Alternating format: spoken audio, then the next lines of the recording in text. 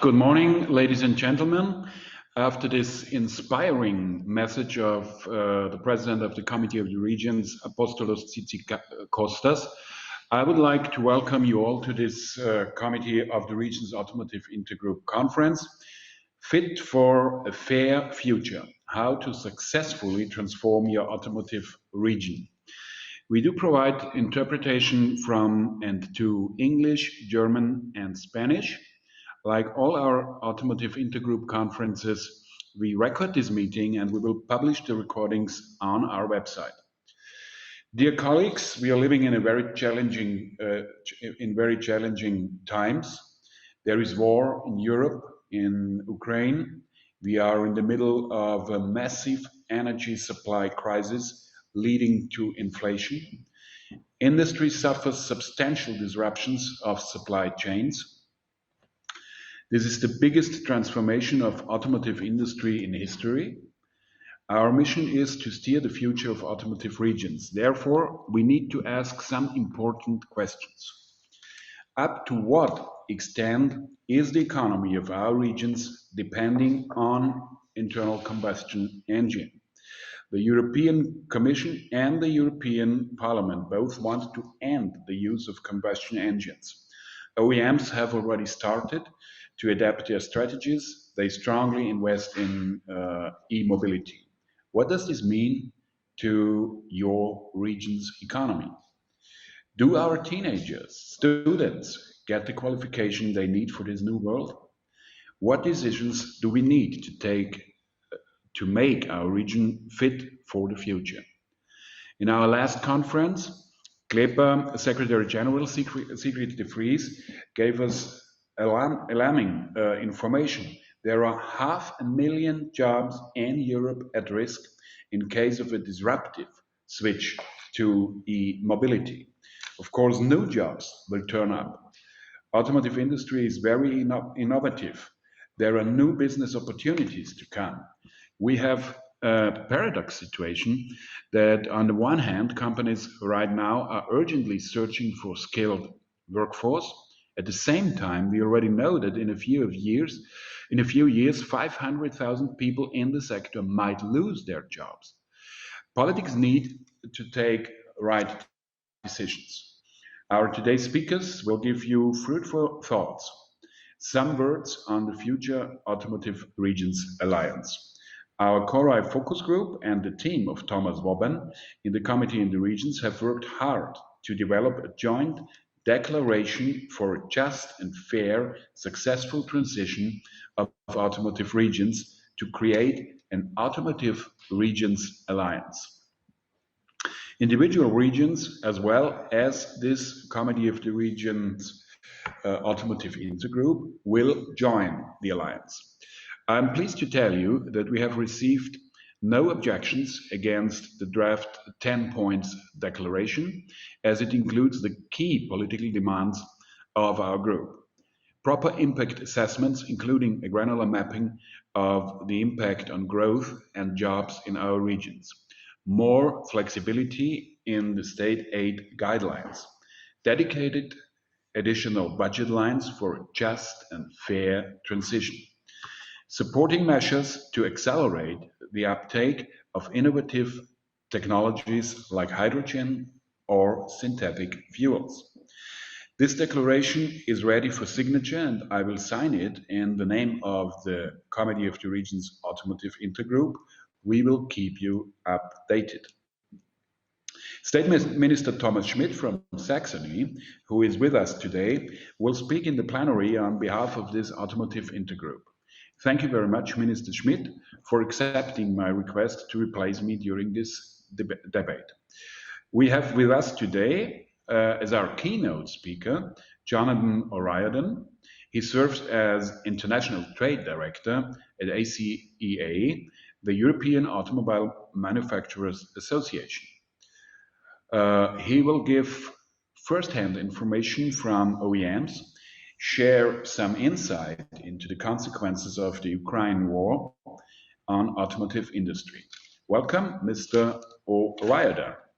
I'm especially interested to hear about the the effects this war will have on the green transformation agenda and automotive regions.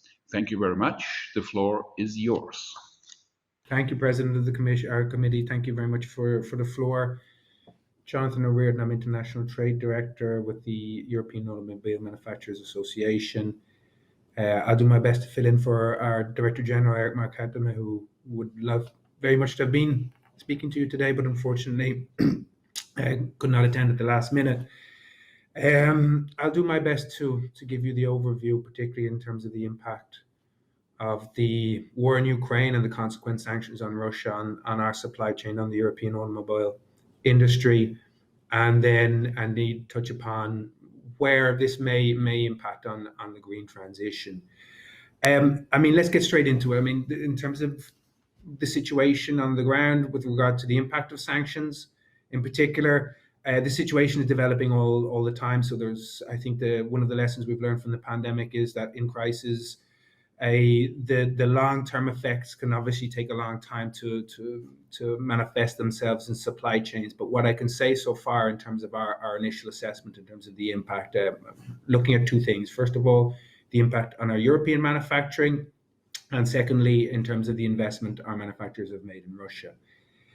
In terms of our European manufacturing, you'll be aware that no European manufacturing is now exported to Russia or to Belarus.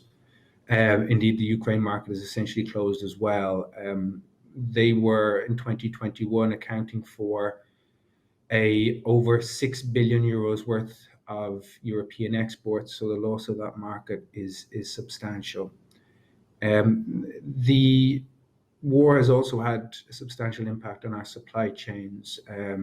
Just the supply of materials into the automobile manufacturers and into our supplier sector has been disrupted, most notably in the area of the sourcing of wiring harnesses. There was a number of European or EU manufacturers, suppliers set up in Ukraine to provide wiring harnesses for automobiles. When the war broke out, that supply chain was immediately disrupted, and that had a very dramatic and a pretty much immediate consequence in terms of stopping supply chains or stopping assembly lines in European automobile manufacturing facilities. It hurt some manufacturers more than others, but quite a number had to stop assembly lines almost immediately on account of the lack of that wiring harnesses. Now, I'm glad to say that very immediate issue has largely been resolved, in part because some of the suppliers within Ukraine have been able to restart manufacturing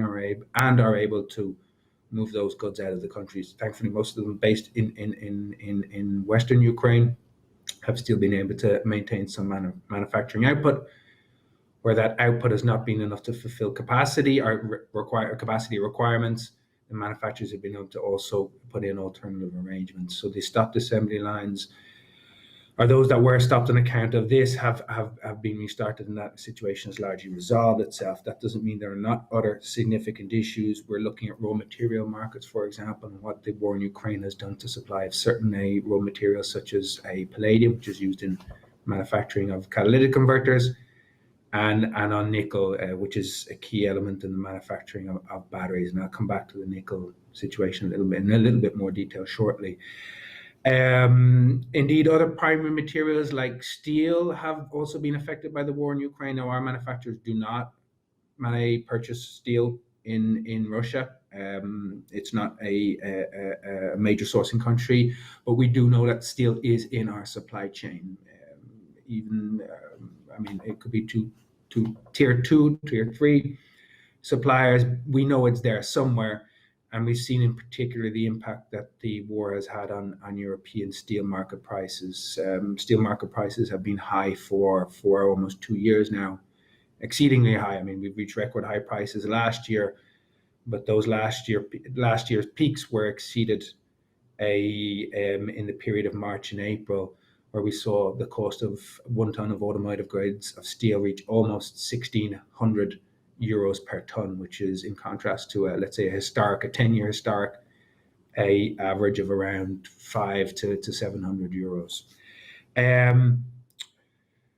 One additional and significant issue for the manufacturers in terms of the European manufacturing interest would be, what do manufacturers do in terms of servicing vehicles already on the market in Russia? And this has become a real dilemma for our members, because on the one hand, obviously, you have a willingness to disengage to a certain extent from the Russian market, but on the other hand, you have Russian consumer law, which obliges manufacturers to be able to service vehicles on the market in Russia, and allows for potentially significant financial legal repercussions if they do not fulfill those obligations. So manufacturers have been able to service vehicles in the market through parts and components in stock, but nevertheless, those parts and components are running out, and the fact that more and more, gradually over time, more vehicles will come to be serviced, this is creating something of a dilemma for them. Now, even if manufacturers would export, there are certain obvious restrictions on doing that. Most notably, the European Union sanctions have applied a number of restrictions in terms of dual-use goods, certain specific vehicles, and also on parts and components. That creates difficulties in terms of making sure that if manufacturers are exporting to Russia parts and components to fulfill those legal obligations, that they are doing so correctly. Now, there were a number of challenges in that regard.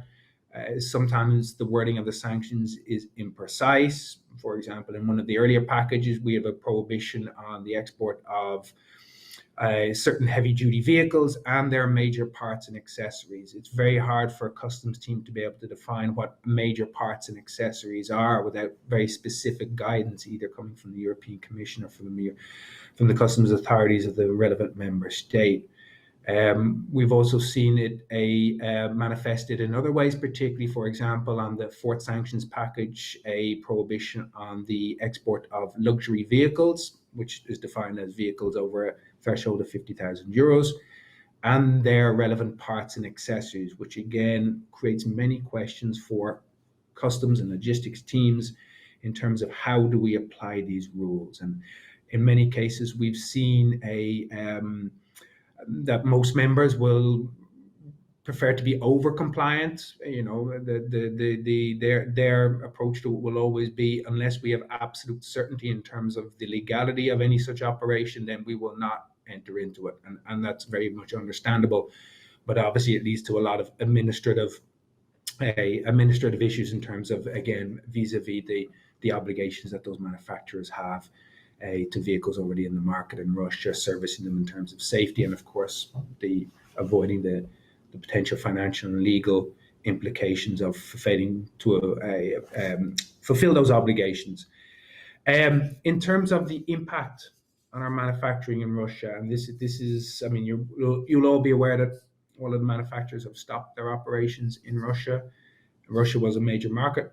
I mean, we had vehicle sales of between 1.5 to around 3 million units over the last 10 years or so. That was an annual average. The loss of that market is substantial. The loss of the Ukraine market is also not insubstantial either. So that has a direct financial impact on the members. However, obviously, they also have invested a lot in assets in Russia. Those assets now lie idle, and their future is very much in limbo. The manufacturers, for the most part, have withheld those assets with one or two exceptions, but most of them still hold those assets and continue to pay their workers in Russia.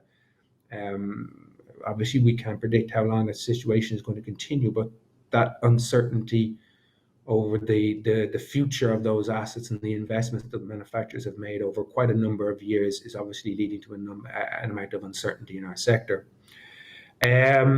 Obviously, we're also concerned about what's happening with regard to the formulation of certain pieces of legislation in Russia, and most particularly we're thinking about the external administration law.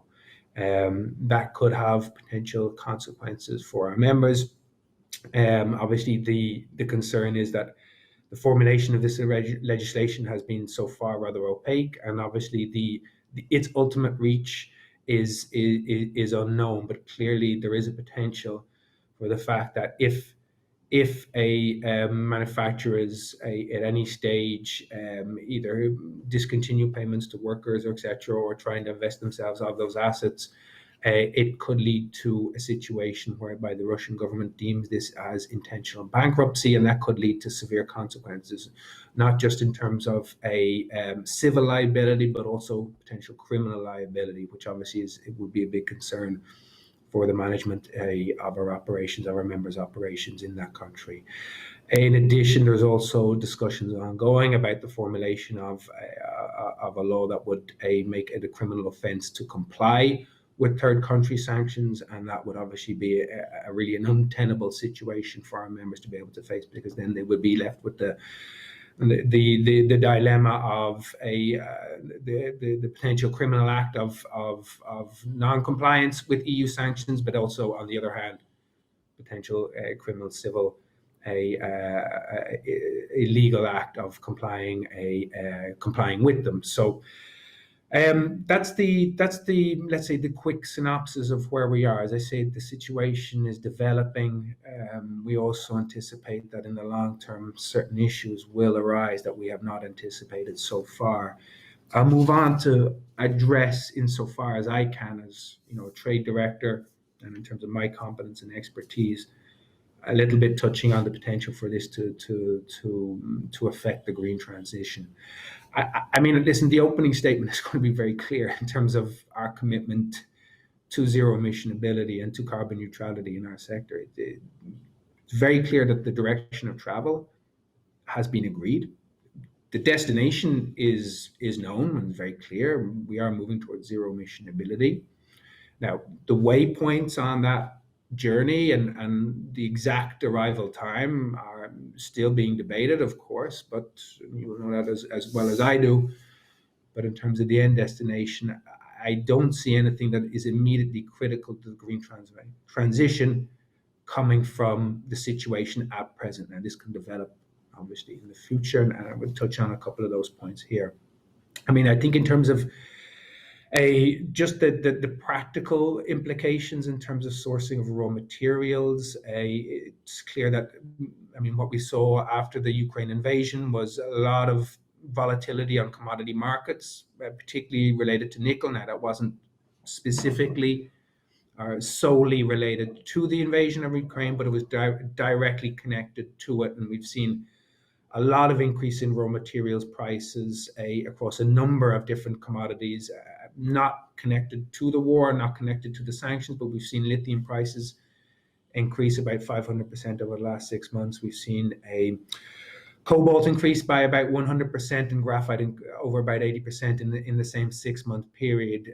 The addition of nickel or volatility in the nickel markets is just one additional element. And there we'd highlight, obviously, the implications of a security of supply and cost of supply of those materials in terms of the overall cost of zero emissions or low emission vehicles. If batteries become more expensive, then electric vehicles will become more expensive. And we see that. We see it already. Prices are increasing, and there is a concern very much in our sector, and you'll be familiar, I think, very much with this train of thought, that if electric vehicles, if the cost of electric vehicles are not affordable, then mobility starts becoming something that's more the preserve of middle and upper classes rather than something that is accessible to all. I think one very practical implication, I think this may be of interest to you because it's the type of thing that when we just talk with our trade people, it's the type of thing that comes into our discussions, is how the cost of batteries is affecting our ability to be able to meet rules of origin in EU free trade agreements. For example, in the UK trade and cooperation agreement, we have a very restrictive rule of origin for batteries coming into force in January 2024.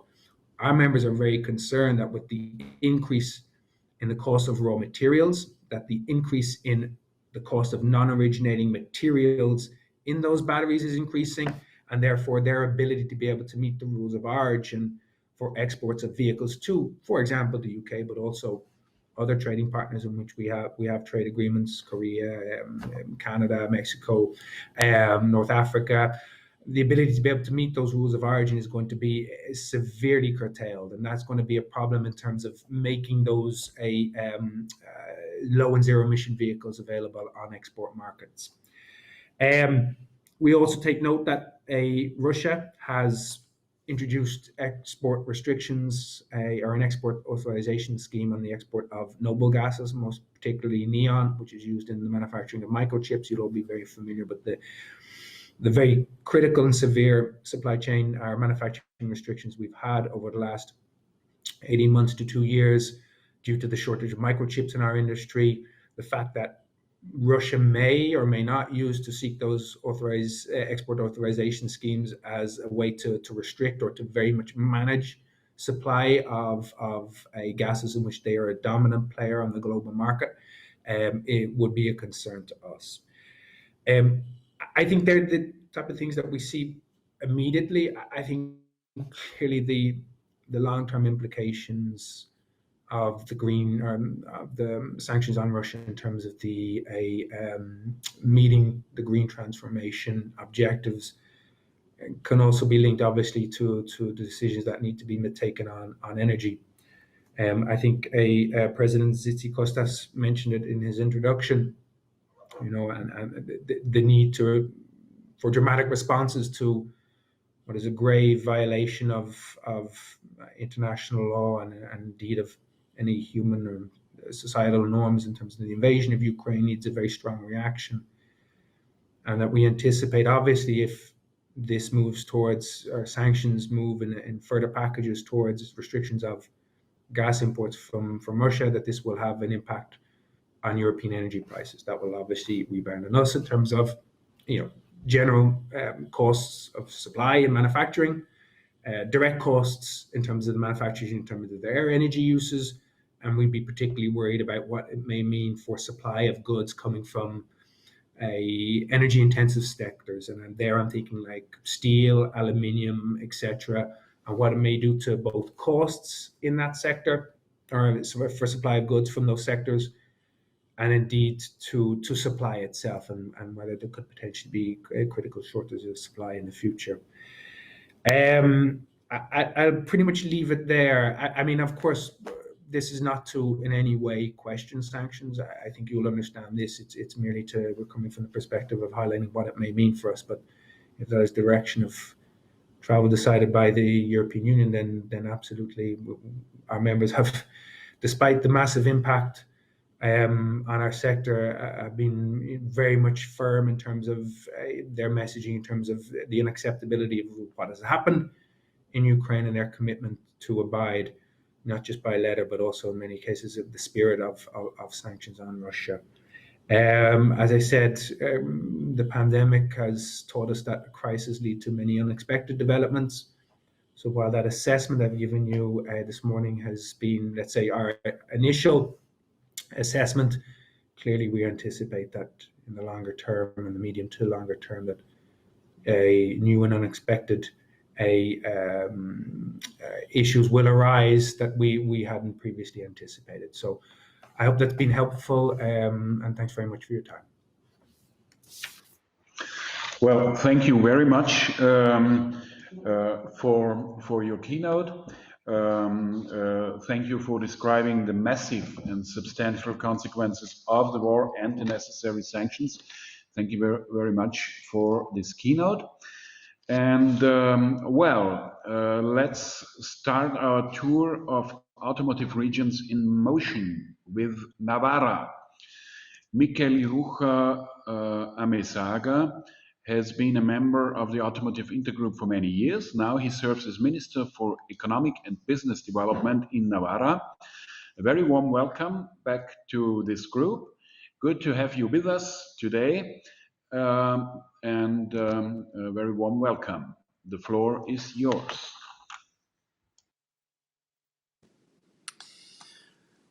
Okay, hello, and yes, it's very, very nice to be with you in this meeting, even if it's virtually, to a meeting of a Committee of Regions to which I belong for 5 years as a member. So going to this subject, I mean, the transformation of the electric vehicle is not a problem, but a challenge for us, for which our region, Navarra, is very well placed. In this respect, the European Union is offering us an opportunity thanks to the Next Generation EU recovery funds. Navarra is a region of 660,000 inhabitants. We are highly industrialized region. Industry represents in our region 30% of our GDP. And among the industrial sectors, the automotive industry is the most relevant, 7% of our GDP, more than 120 companies settled in Navarra, which employ directly 40,000 people, not non-directly another 30,000 people. So we are talking about the most relevant sector. Last year, we carried out a survey to different companies in the sector, and these were the challenge, the companies were highlighting to us. So first of all was the adaptability of production processes and means of productions, both in terms of reducing energy consumption as well and in terms of digital transition. So adaptability of production processes was the first one. The second main challenge was the training and qualification of workers. It was something that was also mentioned by the companies. Of course, research and development capabilities. Here also is a very highly concentrated sector. So the companies settled in Navarra were also mentioning in the case of subsidiaries of multinationals. They were facing this challenge of a lack of autonomy vis-a-vis to the parent companies. Another point that was mentioned was the skills and personality of the managers. They were mentioning this, so it was very dependent of the CEOs of the companies, was a very relevant factor. And the last one was the need for investment to jump to the circular economy. So adaptability of production processes, training and qualification of workers, research and development, multinationals, and adaptability of companies located here in the region were some of the main aspects, relevant aspects mentioned by our industry here in Navarra related to the challenge of electric vehicle. So in this case, we have been working to be aligned with the different European Union policies, as well as the policies of our state, Spain. So this year, for instance, just to mention a few of them, we have renewed our agenda for the promotion of electric and connected vehicles in Navarra. The agenda established different measurable lines of actions for 2024. Among them, just to mention two of them, promotion of the penetration of electric vehicles in the market. Our goal is that 20% of all vehicles registered in Navarra should be electric from here to 7 years. We have also promoted the number of charging points in different parking areas, private and public, but also public. Even we have done this by law, a law that was already passed in the region the last month of April.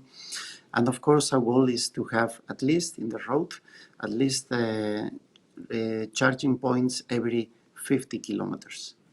So this means that for our regions, we need to place near 50 charging points in the roads in the next 2 coming years. In this respect, we have been the region, for instance, that we have best implemented the first phase of an electric mobility plan of Spain. This means that we do have a budget now of 24 million euros in order to help the purchase of electric vehicles and also the installation of recharging points. So we have done good things, I guess, in legal reform. We do have unprecedented budget in order to help this, 24 million euros. And also, thanks to our tax autonomy, we have placed since 2018 30% of tax deduction for purchase of electric vehicles in the region. So I think this is a good ecosystem in order to push the development of electric vehicles in our region. But we also, and finally I will finish with this, so we are an industrial region. We have already placed some policies in order to help our industry in those points that they have already mentioned as relevant. We do have a mobility agenda plan that for which, I mean, we have changed regulation. We have an unprecedented budget, thanks indeed to the Next Generation EU, and also we do have made tax reform. Finally, I think we need to face some reforms at European Union level. The first one has been already mentioned, it's mentioned in the points that we are going to sign. We really need to change the competition law rules, but in particular the state aid rules that has been already mentioned, because all our companies, and this is a claim from our companies, they need to make substantial changes in the production lines. They are facing large investments, and with the current de minimis threshold, the margin to support them companies is really, really insufficient. So we really need to reform this. Secondly, I think we really need to think about our common trade policy. We really believe that this should be reviewed. We will be in favor of establishing a temporary protection phase, provided that temporary protection phase of Europe regarding non-European competitors, especially in those aspects where our competitive, in which we have competitive disadvantages. I mean, for instance, in all the area of electric batteries. So we do believe that the common trade policy must be also reviewed. And finally, in the regions that we have to apply all the legislation, including industrial policies, we do have a clear tension between the absolutely necessary respect for the environment and the respect of the principle of do not harm the environment and so on. But also, we do have this tension in giving all the license necessary to factories, for instance, for battery components. And these factories are not usually the cleanest ones. I mean, they are using lithium, cadmium, and other metals. So we are facing this tension on respecting the EU law, respecting the environment, but also speeding up all the needed license and permits that we need to give to all these companies in order to foster the change and all the challenges that are included in the change for electric vehicles.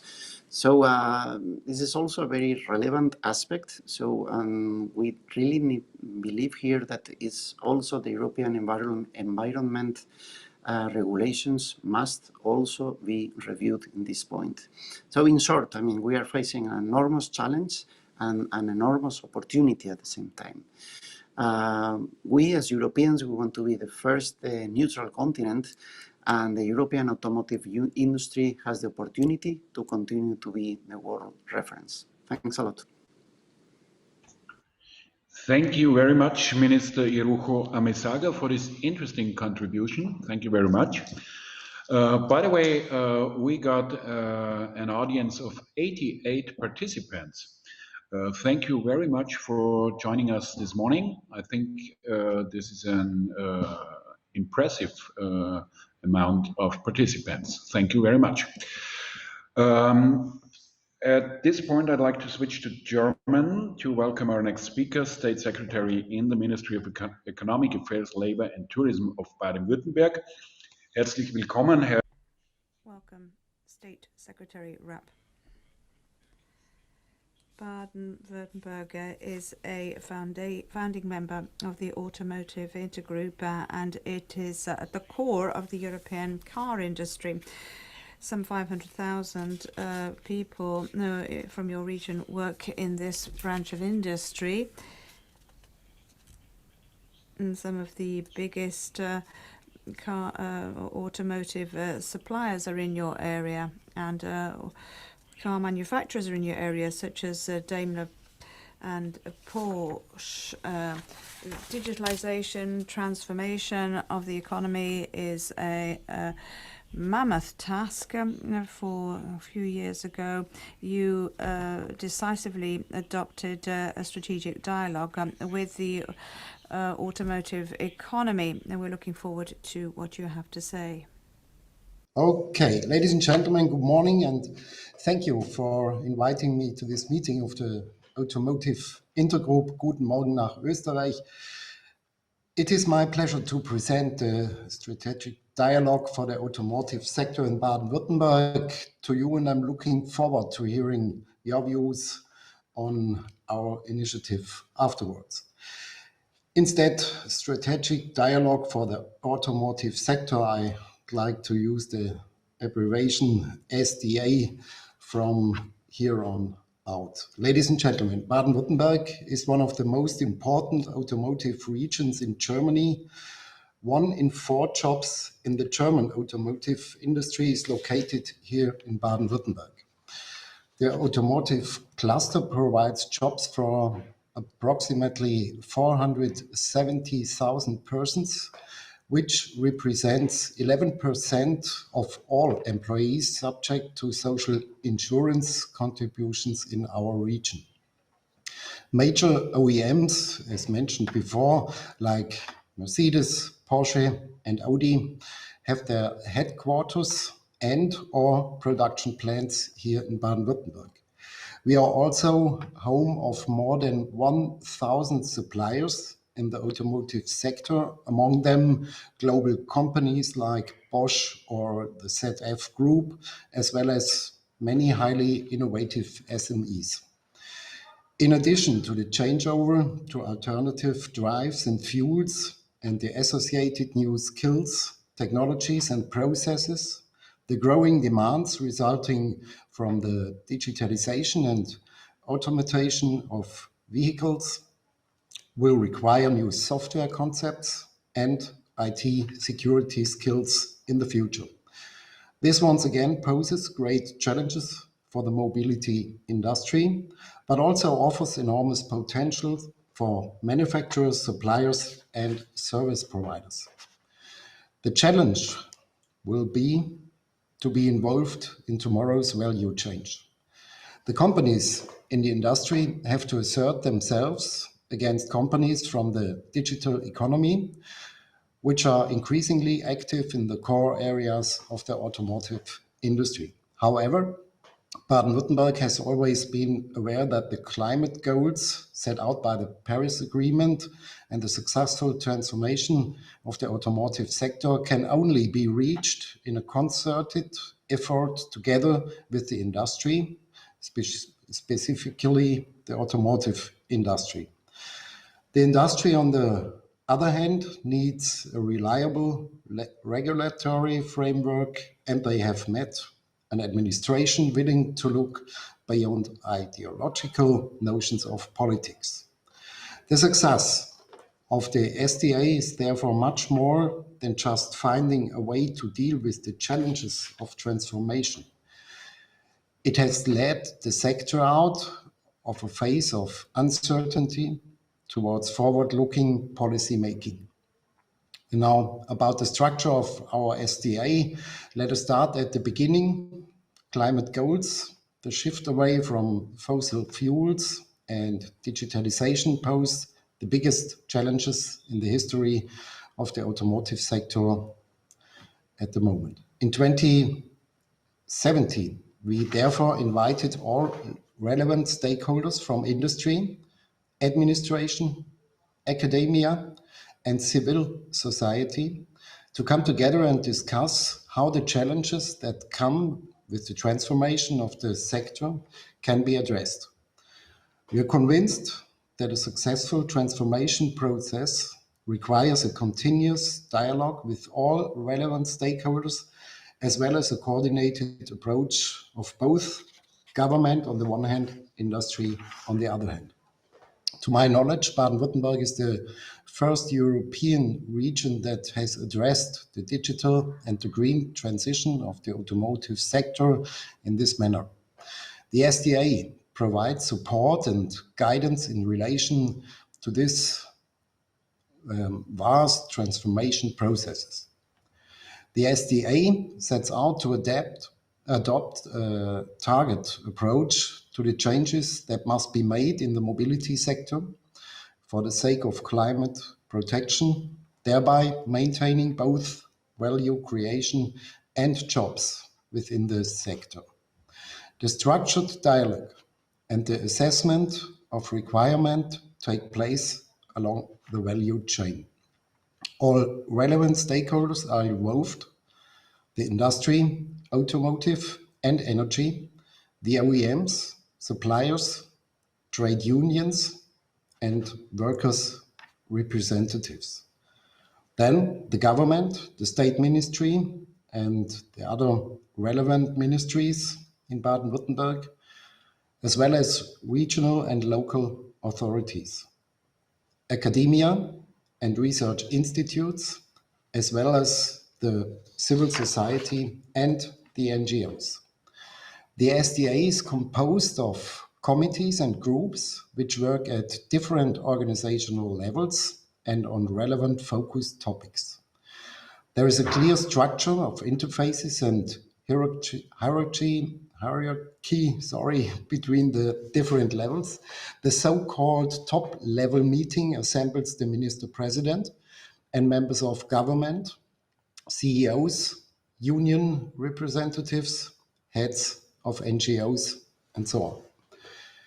In the focus topic steering groups, a representative from both the ministry and the industry share the lead.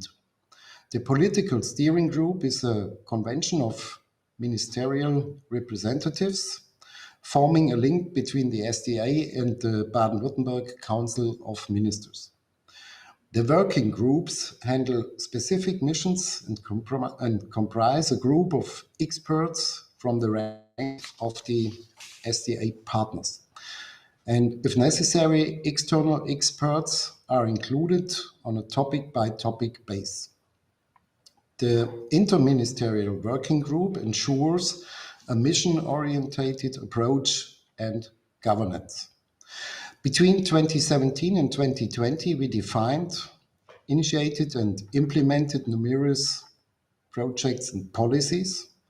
The 2020 interim conference evaluated the progress, reassessed the SDA's objectives, and launched a new roadmap to successful transformation, laying out a new structure and working method for the SDA moving forward. We designed the next phase of the SDA to be a visibility and ramp-up phase. It has three main objectives. First, promotion electrification. This means the scaling up of SDA projects. Second, furthering digitalization as a core aspect of innovation. And third, supporting and guiding the transformation process, especially at the SMEs. The focus topics have been boiled down to vehicles, data, and energy. All three focus topics accompany the same interdisciplinary topics like digitalization, research and development, education and qualification, as well as the civic participation. Ladies and gentlemen, looking at the transformation to the automotive industry, we need to face a hard truth. OEMs and a few of the big system suppliers can and will adapt, but they will never need fewer employees. Mainly lower tier suppliers who produce mechanical parts will find a significantly and smaller market access. In order to preserve jobs, we need a strong strategy for upskilling and further qualification of the workforce of more traditional suppliers. EU state aid legislation often makes it difficult for the regions like Baden-Württemberg to attract emerging businesses in sector like the data economy, since competitors from economically less developed regions are able to offer higher funding, which leads to Baden-Württemberg losing out. Thus, our current success hampers well-calculated planning that we need to ensure the future well-being of our industries, and that is vital for the preservation of the jobs here in Baden-Württemberg. And I hope I was able to give you throughout insight to the rationale behind the SDA, especially in the manner of the work, the manner of jobs, preservation of the jobs, and the inner workings of our SDA in common. We are currently planning to bring the SDA to the European level. In this context, I would like to invite you to our digital event transformation of the automotive industry at a turning point. It's on July the 11th. Furthermore, our next top level meeting will take place in Brussels in November of this year. And now finally, I thank you for your attention and look forward to the further and interesting exchanging ideas with you. Thanks very much. Thank you very much, Mr. State Secretary. Thank you very much for this interesting contribution. Thank you for describing your strategy in Baden-Württemberg. I think it could be a role model for automotive regions. And I've got just one final question. The painting behind yourself, painting or photo, I don't know. What's that and who's the artist? Are you still online? Yeah, back again. The artist is called Sebastian, or his name is Sebastian Wehrle. And these are pictures or photographies from people with traditional clothing of the Black Forest.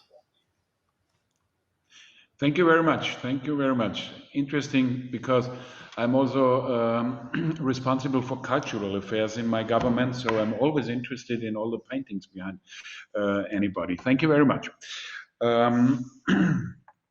We do have a new intergroup member from Romania with us today.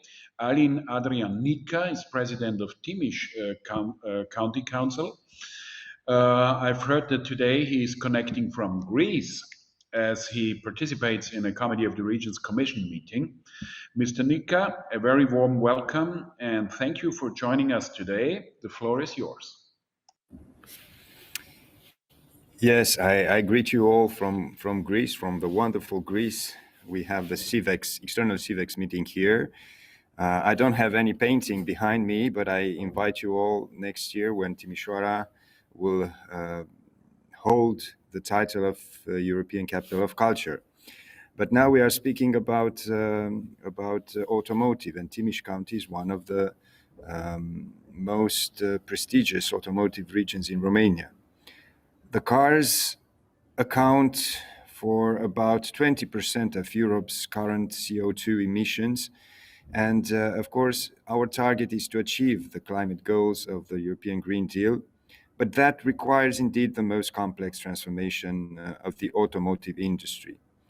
I've recently been to another region with a strong automotive industry in Germany, in Görlitz, and they are also preparing for the challenges ahead, taking into consideration that more and more people are buying electric cars, the industry is adapting rapidly.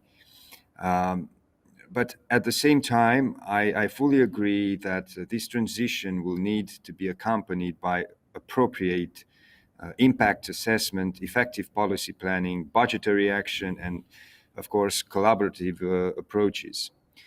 It is true that we are starting to see some changes in national policies, industry dynamics, and citizens' mindset with increasing sales of electric vehicles, as I said, and bans on cars with combustion engines as of 2030. However, it is also important to support locally additional changes in the mobility sector, such as car sharing, targeted promotion of bicycles, and local public transport in cities, and perhaps developments in autonomous driving. Well, I believe that public administrations could and should set the tone for automotive sector strategies with sectorial justice at the heart of the actions considered, by raising public awareness, forwarding policy proposals, and building networks. The authorities could provide neutral ground for constructive dialogue and identify the needs and challenges of the transitioning competitive industry. However, in order to plan ahead, we must first determine where we are. As I said previously, my home county is a predominant automotive industry-oriented county, being the first exporter of Romania following the capital Bucharest. Only last year, my county has exported 7.3 billion euros worth of merchandise. More than half of these 7 billion euros are automotive industry components, making Timiș one of the most industrialized counties of Romania and an automotive hub in this part of Europe, actually. In addition, more than a third of the 250,000 employees are working in the automotive industry. But the pandemic context has slowed down the industrial production in 2020. However, the local economy recovered fast afterwards, registering a growth of almost 6% in 2021. By all standards, Timiș County is a growth pole and a hub for the Romanian automotive industry, but we must tend to the results we have generated and look forward towards the future. At the beginning of this year, we have created the 2030 Economic and Social Development Strategy of Timiș County, where we focused on mobility solutions. We aim to position ourselves at the forefront of new economic trends in the automotive field. Here, our main focus is green mobility and high-capacity batteries, lighter cars, and autonomous driving. Just yesterday, we inaugurated, together with Continental, a new autonomous bus facilitating the green transportation, public transportation in Timișoara. Of course, it's only a prototype, but this kind of initiatives, I think, could help new developments, not only of the 4.0 industry, but also taking huge steps towards the Society 5.0 vision that we have. In such ambitious strategies, the public authorities must support and sustain the business environment. For example, in Timiș, together with the key players in the automotive industry, we're going to build an autonomous driving test track with public finance. The industry is going to supply the requirements and the know-how, and we will build the test track that is going to emulate the requirements for a smart city.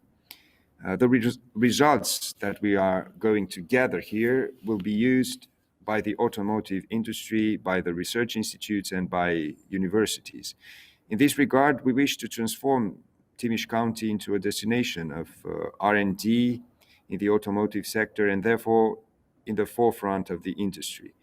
Also, we want to transform as much as possible of the parts of the local economy towards added value economic branches, and in this regard, the automotive industry is a vector of competitiveness, and development. All transitions should, however, take into consideration the adaptation of the labor market, and that's a huge challenge for us because we have one of the lowest rates of unemployment in Romania and in the region, in the Euro region, actually. Employees of the automotive sector need to be constantly learning new skills. That's already known. It is questionable how they will be able to adapt as older generations with lower qualifications are especially at risk of losing their jobs and not being able to keep up with the new technologies. And of course, we will have to find alternatives to this situation. It is essential to launch a dialogue and to introduce policy measures that accompany workers to upskill or compensate and allow them to move to alternative jobs in a dignified manner.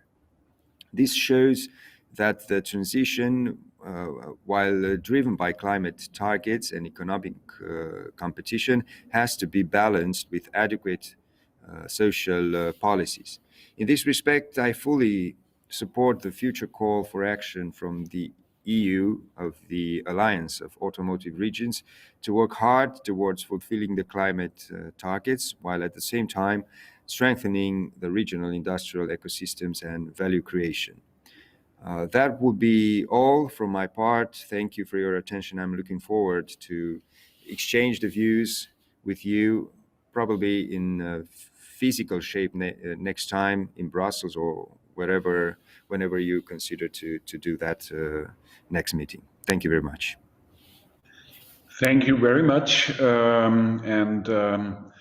Mr. Nika, thank you very much. I do like Timișoara very much. It's a wonderful, a beautiful city, and so I'm looking forward to Timișoara being European cultural capital in 2023. And of course, everyone has to make a trip to Timișoara when it's European cultural capital. Thank you very much. And we now turn to Marta Conti, who is chairing the working group on regional implementation of the Automotive Skills Alliance. She works for the European tire and rubber manufacturers. Welcome, Mrs. Conti. Good to have you with us today. The floor is yours. The chair is mine. Thank you very much. Thank you for the introduction, and thank you to President Nika for offering the perfect bridge to my presentation, as he did mention the challenges related to skills, and this is what I'm going to speak about. So first of all, good morning. It is really a pleasure to address such a distinguished audience today and to listen to so many interesting initiatives and so many interesting thoughts. My name is Marta Conti. I'm the Manager for Trade and Parliamentary Affairs at the European Tire and Rubber Manufacturers Association, as well as the chairwoman of the Working Group on Regional Cooperation in the Automotive Skills Alliance. And I'm here today to tell you why now, I think since 2015, I'm not only passionate about the EU, its regulatory processes, about tires and rubber goods, which, by the way, are much more interesting and innovative technologies that you might think, but also I'm very passionate about skills and the many activities the automotive ecosystem collectively is carrying out to support, engage, and share efforts towards the up and reskilling of our workforce. I'm here to tell you about the Automotive Skills Alliance and to tell you why you should be at least as passionate as me about its existence, its work, and its outputs.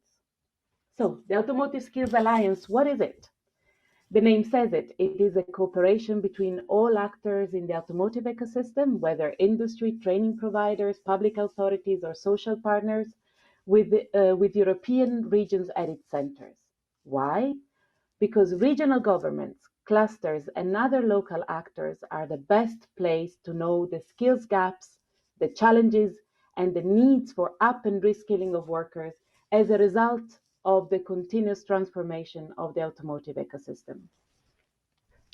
The ASA, the Automotive Skills Alliance, is since a few months a fully fledged association, but more than anything else, it is a community, an occasion for information sharing and cooperation. It is also tools, and it is a loudspeaker and a multiplier of projects, because if you are the best place to know what is really needed locally, the ASA can bring you expertise, experience, insight, connections, and visibility.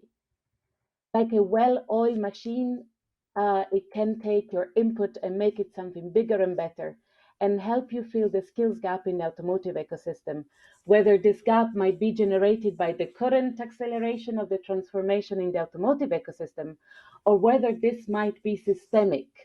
And that is often the case for many SMEs. So how does the ASA do all of this? Well, first of all, through the experience that this community has put together since the Automotive Skills Council all the way back in 2016, then through Gear 2030, and finally through the Drives and Obats Blueprint projects. Throughout all of these projects, it became apparent that skills in the automotive ecosystem are not to be taken for granted. They are not static, and particularly that they are the primary and critical raw material to promote, develop, and implement the innovation that our sector needs. Transformation is not a phase for our ecosystem and for our workforce. It is and will be an ontological truth, and the Automotive Skills Alliance is there to accompany it. I will not go through the organizational details of the work of the ASA. These can be found on the website of the ASA, but I think also on the website of CoRAI, where you will find a presentation that goes through all the different gears and working groups on how the system works.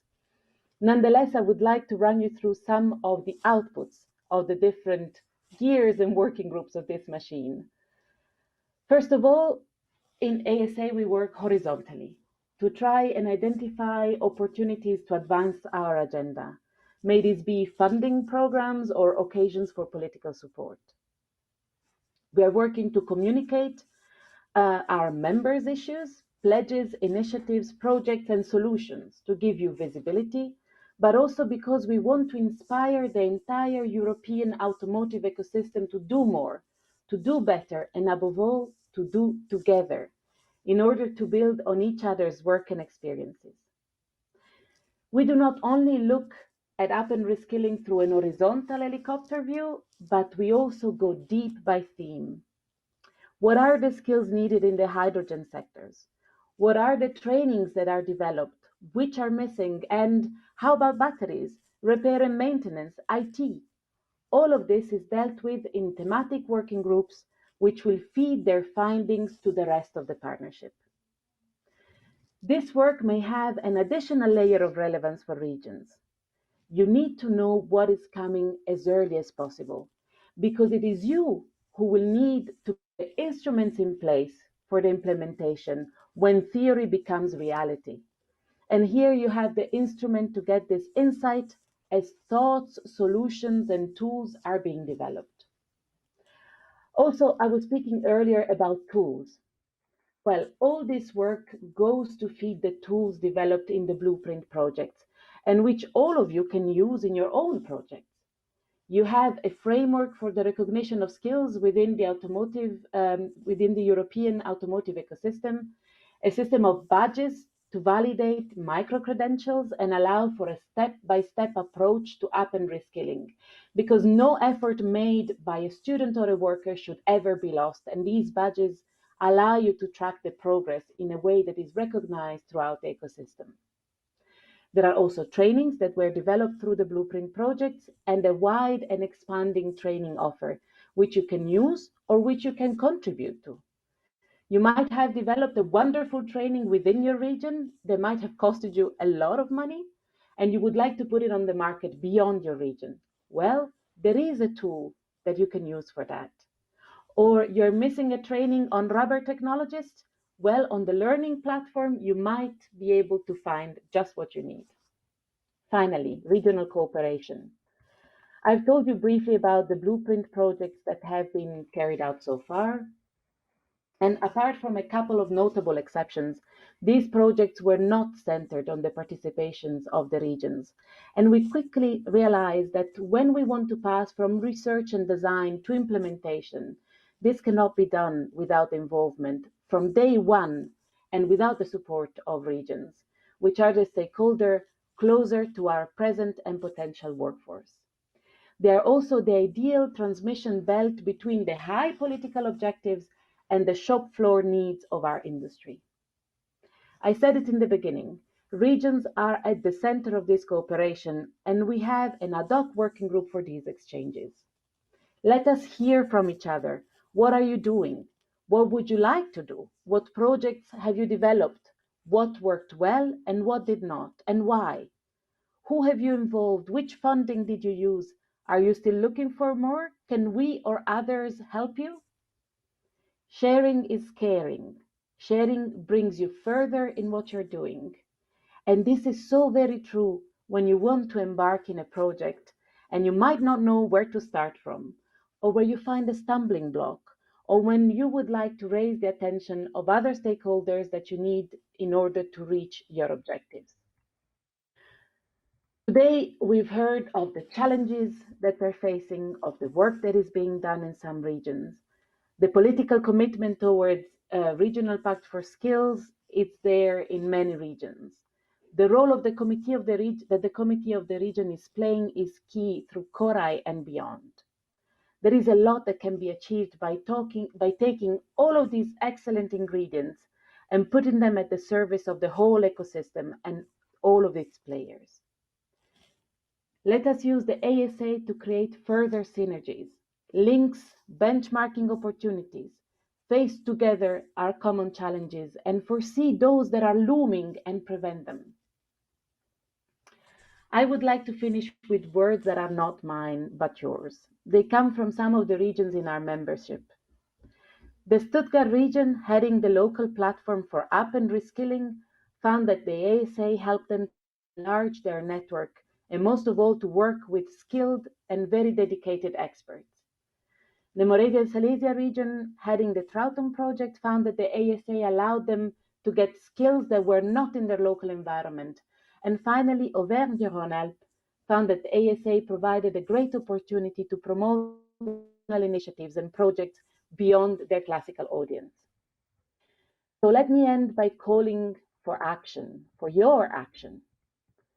The transformation of the automotive ecosystem is not a matter of here and now.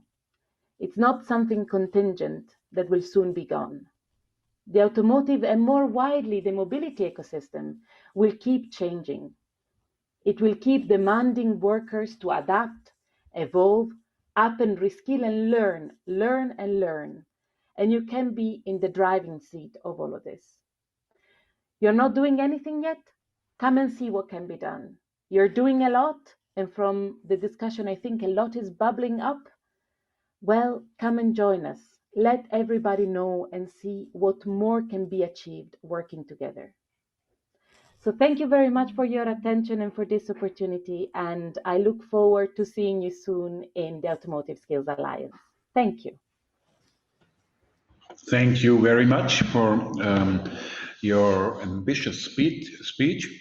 And yeah, thank you very much, Mrs. Conti. I now hand over to Fernando Guldris Iglesias, Director General of the Galician Institute for Economic Development of the Government of Galicia, Spain. Welcome. The region of Galicia hosts the PSA Peugeot Citroën Center in Vigo and more than 120 component manufacturers. 16% of total production of all vehicles made in Spain come from Galicia. Mr. Guldris Iglesias, the floor is yours.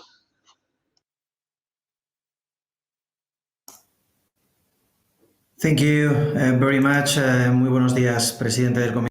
Good morning, President of the Committee of the Regions and the Committee of Regional Authorities. And firstly, I'd like to start by saying what an opportunity it is for us so that we can look at the future of these sectors which are under green and energy and digital transition, the future of it, and this is particularly significant for regions like Galicia, which is the region that I represent. And as you've just said, this CoRAI is a framework, is the best way of highlighting the facts that we're all aligned with European objectives which have come up, digitization and sustainability.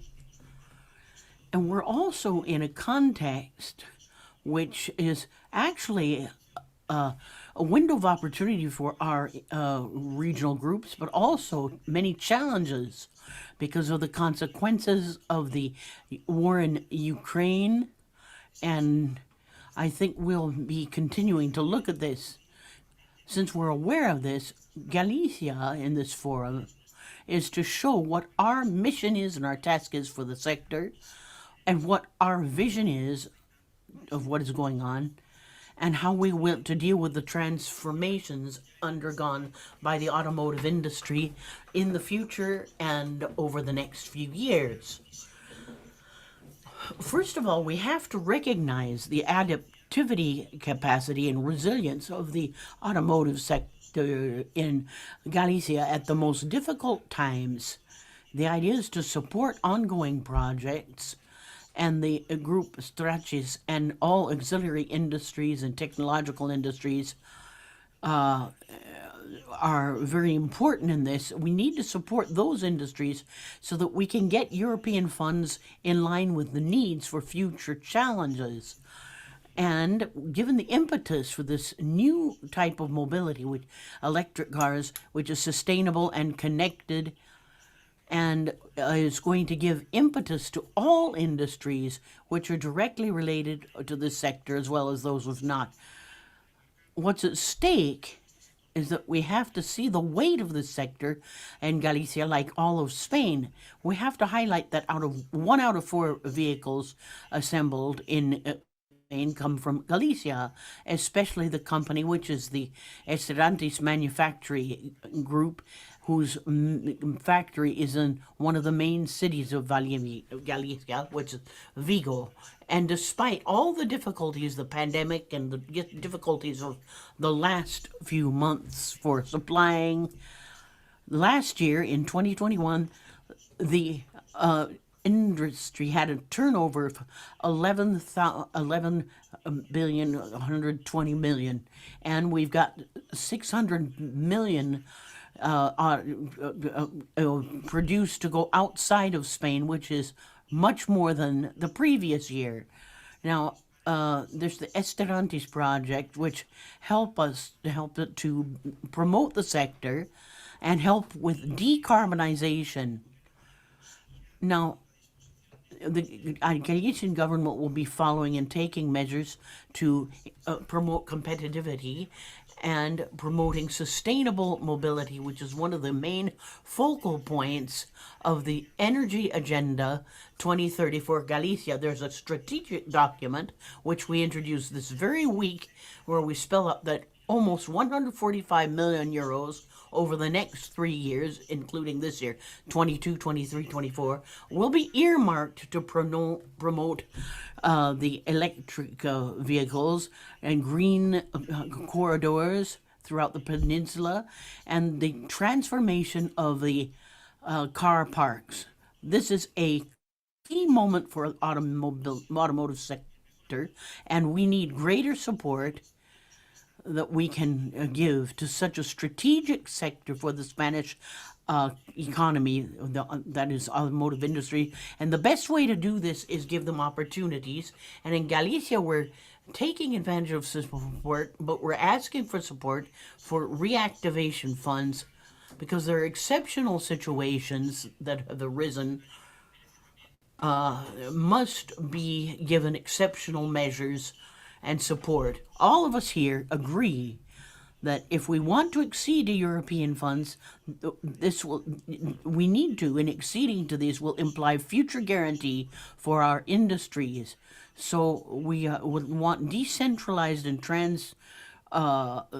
full transposition and transparency of how we use the next generation funds, and we have to recognize all the efforts that each region, like Galicia, how much effort the automotive sector has been making to have an impact on the future of our country.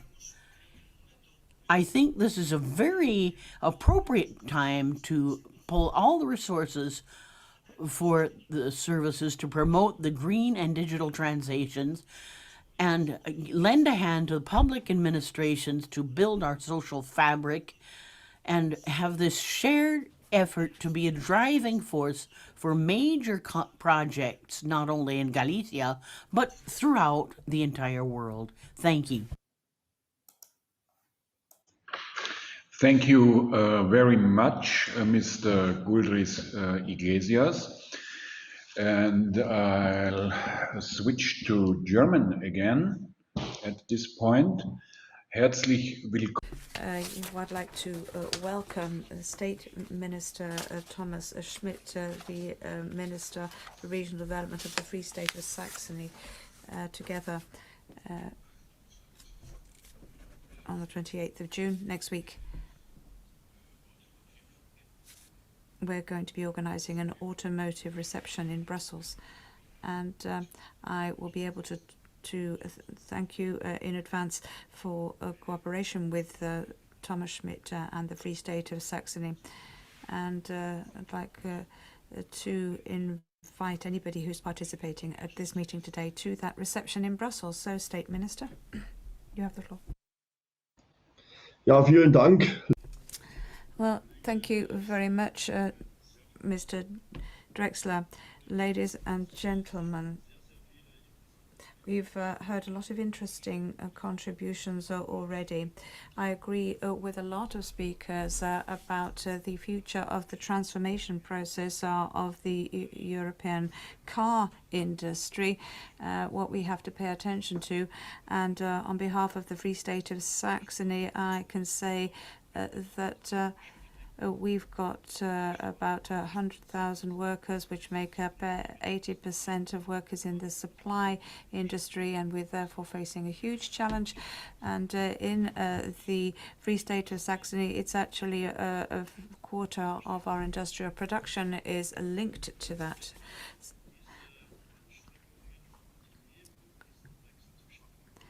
If we're going to succeed in this transformation, of course, we have to look at the drivers, electromobility, hydrogen, but more than that, digitalization is going to have a great influence on the change in the car industry, irrespective of the propulsion systems. The vehicles of the future will be part of the cloud. They will be linked up to the internet, as you mentioned briefly in your introduction, Chairman. So it's going to be a much bigger change, and this is not just linked to the climate change challenge, but also is going to be affected by the supply problems, the new setup in the global supply chains as a result of the terrible war in Ukraine and other processes of change in the world. So we're talking about an intersectoral transformation process in Europe, Germany, and in the state of Saxony. And our automotive system is affected by overlapping supply chains, of course, which are very much rooted in Europe's regions, and which is why we need a European approach to this. We need urgently to take steps at a pace which will mean that we can meet the future challenges, and on the other hand mean that we can avoid overburdening our automotive industry. We need clear objectives, therefore, which set out our future policies and which will be enforced as long as possible. We need technological openness in the process, because at the moment we don't know what further progress will be made in the area of technology over the next 5 or 10 years. So, as I said, we need clear goals and openness to technological developments. So that we do not exclude possible future solutions. And thirdly, we need a clear research framework for the industrial transformation, including innovations and resistance of the supply chain, so that they can have greater resilience as far as raw materials are concerned. We also need new skills for regional workers. This is a key part of the success of the transformation process.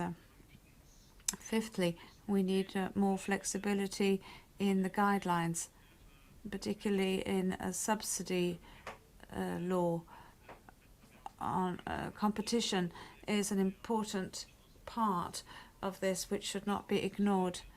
But if you have too stringent rules, you can hamper development, which we need so urgently. And sixthly, we need a European mechanism which will guarantee a fair, successful transition for the European regions of the automotive and supply industries.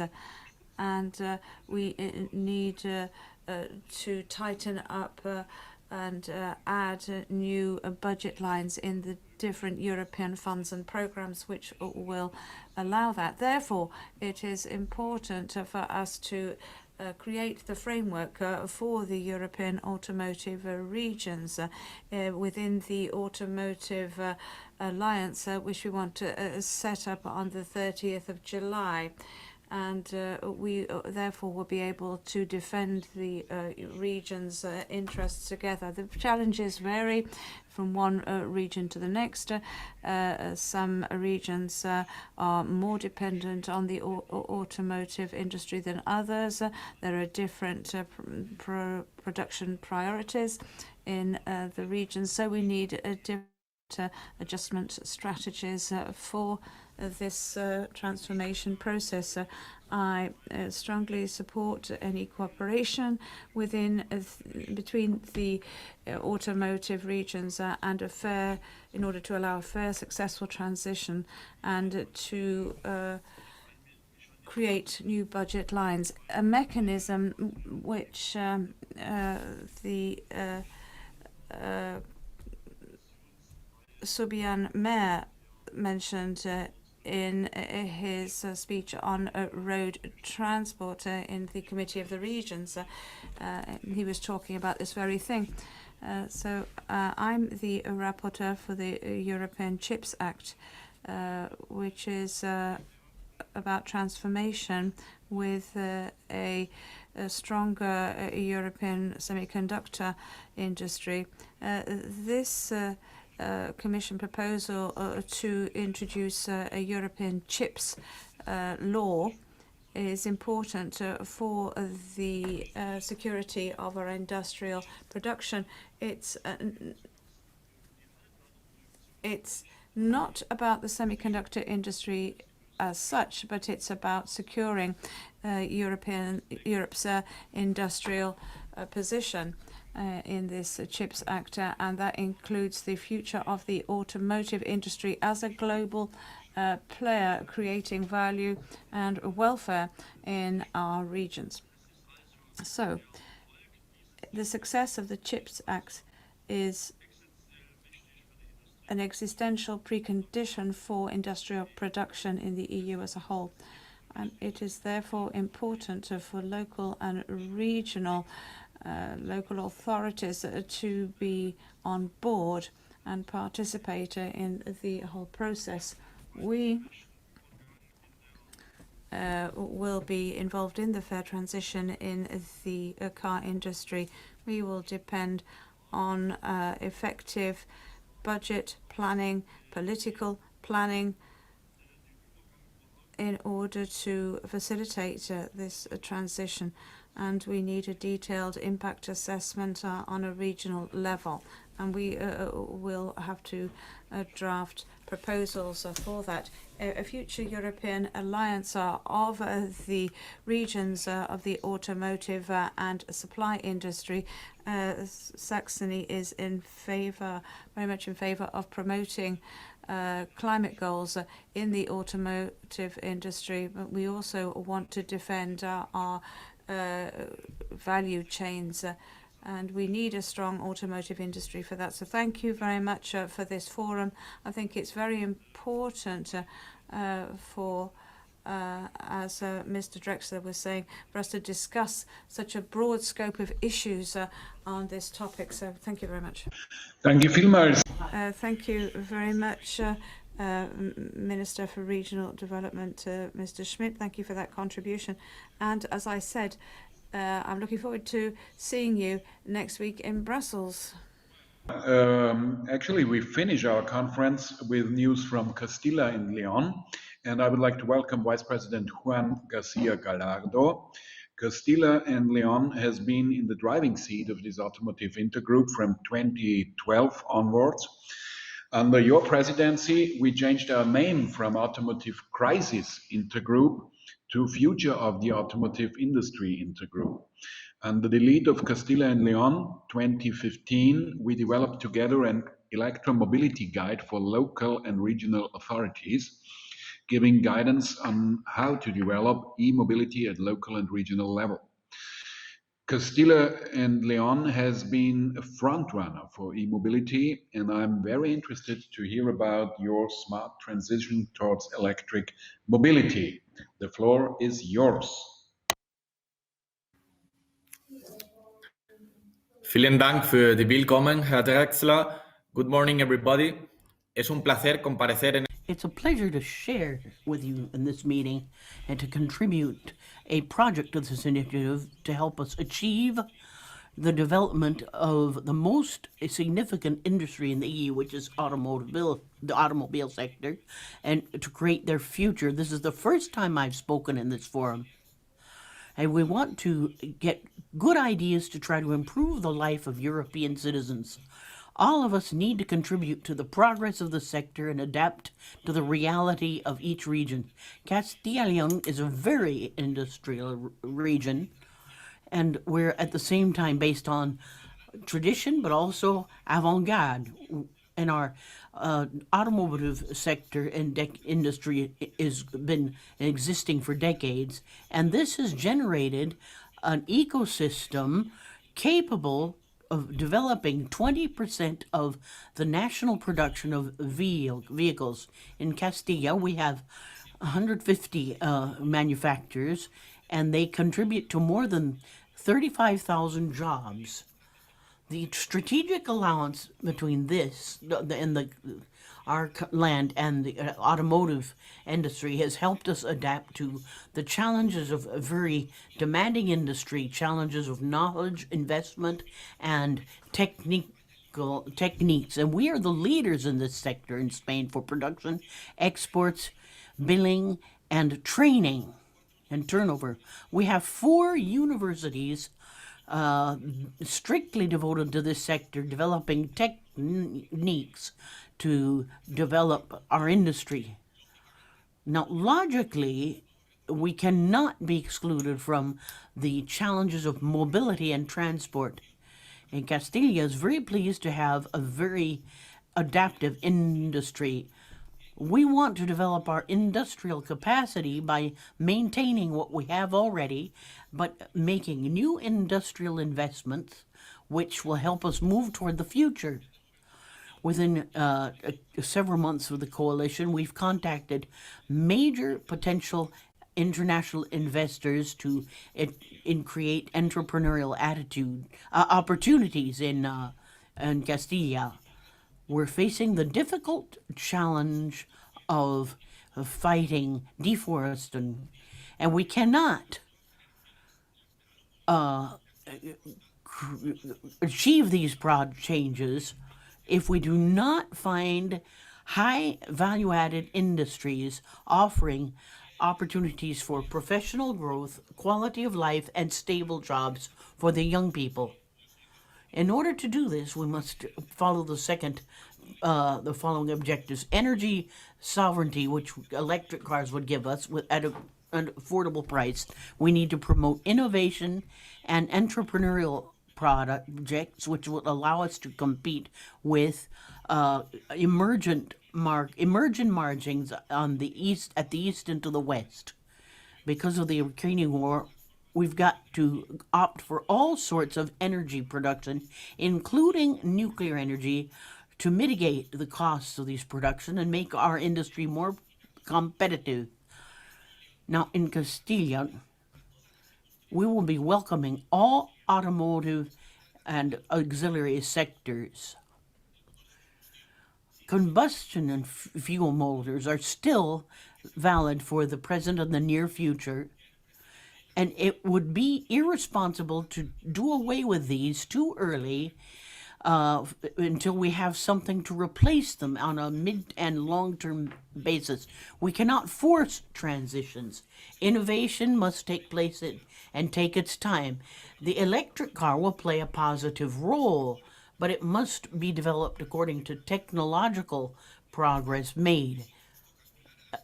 In the meantime, we must not punish the middle class of workers by kicking them out of the centers of the city and having them get rid of their combustion vehicles. So until we have new forms of mobility, we have to allow them to use it, and they will be phased out naturally.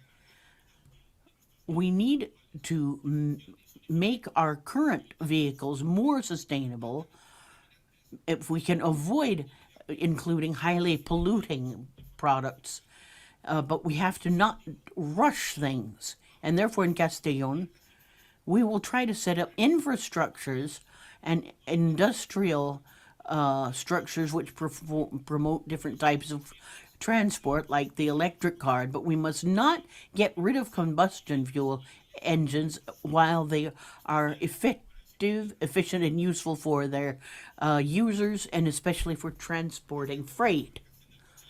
Until we can make the electric car, we've got to be able to use and promote hydrogen cars too. We must always be open to innovation. There are several challenges: energy transition, restructuring, manufacturing with recycled material, and necessary investment to adapt all the technologies.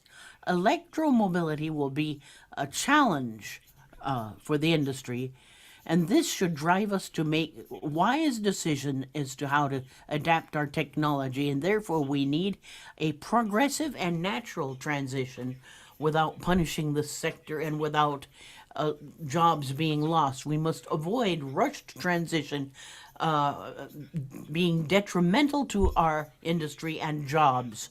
And these regions in the EU, we cannot guarantee maintaining jobs if the transition is too rushed. It needs to go through the necessary steps while adapting production technologies and adapting people to these new technologies. And it is only in this way that the transition will be just and intelligent for new forms of mobility which are respectful of the environment and the life here in Europe and our productive sectors. In all automotive regions, we've got to be cooperating closely with the institution to achieve a common aim: intelligent transition. But it should be gradual, logical, and respectful of the environment. And with such a sizable industry in Castellón, and since this is a generator of jobs, we've got to take advantage of European funds to help us to achieve these aims. Thank you.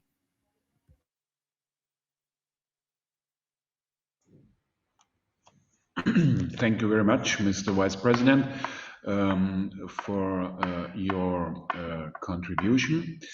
Now we have come to an end of this conference. Thank you very much for all the interesting contributions. Thank you for your participation in the conference. And thank you to the interpreters for your excellent service.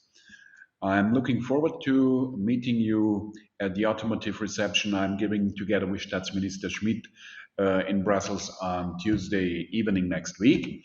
And I'm looking forward to meeting you again in a conference like this. Thank you very much.